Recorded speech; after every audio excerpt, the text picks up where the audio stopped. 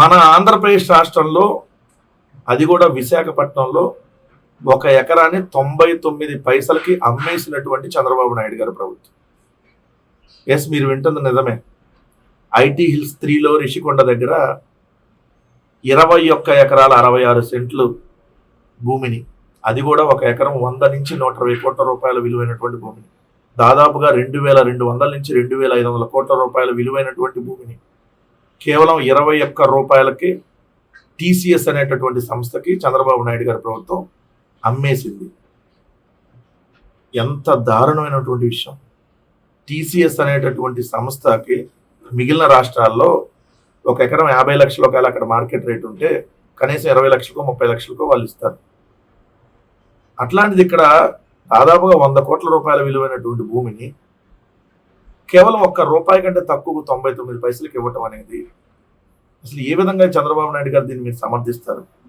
TCS అనేటటువంటి సంస్థ ఆంధ్రప్రదేశ్ రాష్ట్రంలో ఏదైతే వాళ్ళు ఉద్యోగాలు ఇవ్వటాన్ని ఎవ్వరూ కూడా వ్యతిరేకించరు. 100% దాన్ని స్వాగతిస్తాం.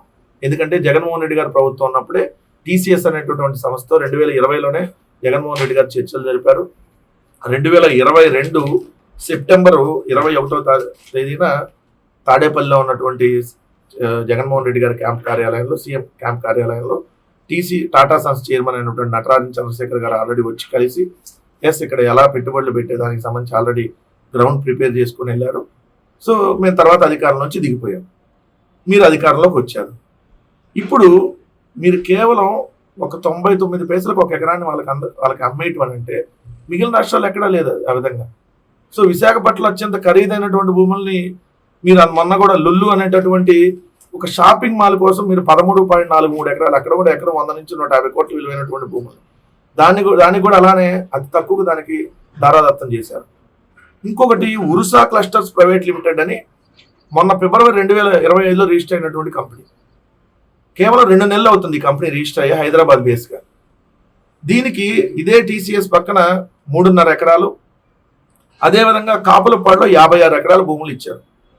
అంటే దాదాపుగా 59.5 ఎకరాలు, అంటే 60 ఎకరాల భూముల్ని అప్పనంగా ఉరుసా క్లస్టర్స్ ప్రైవేట్ లిమిటెడ్ కట్టబెట్టారు. అంటే ఈ రాష్ట్రంలో మీరు ఏం చేద్దాం అనుకుంటున్నారు? విశాఖపట్నంలో అత్యంత ఖరీదైనటువంటి భూముల్ని రూపాయికో లేదా ₹2కో 99 పైసలకి ఏంటి ఈ విధంగా చేయటం అనేది? మేమున్నప్పుడు కూడా సాఫ్ట్వేర్ కంపెనీలు విశాఖపట్నానికి తీసుకొని వచ్చాం. ఏదైతే అదానీ డేటా సెంటర్ కావచ్చు, ఇన్ఫోసిస్ కావచ్చు, ర్యాన్ స్టాండ్ కావచ్చు, బిఈఎల్ కావచ్చు, విప్రో కావచ్చు, లారస్ ల్యాబ్ కావచ్చు.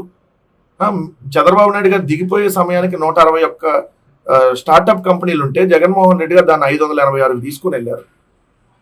చంద్రబాబు నాయుడు గారు అధికారం దిగిపోయే సమయానికి 27,648 మంది సాఫ్ట్వేర్ ఎంప్లాయీలు ఉంటే ఐటీ ఉద్యోగులు, దాన్ని జగన్మోహన్ రెడ్డి గారు 75,551 తీసుకుని వెళ్ళారు.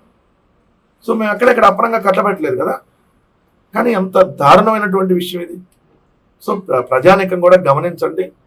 ఆంధ్రప్రదేశ్లో చంద్రబాబు నాయుడు గారి ప్రభుత్వం ఏ విధంగా అడ్డగోలుగా భూ దోపిడీలకి పాల్పడుతూ భూముల్ని అప్పనంగా కట్టబెడుతుంది అనేది ఇక్కడ అనేక సందర్భాల్లో కనపడింది. ఇది ఇంకో సందర్భం.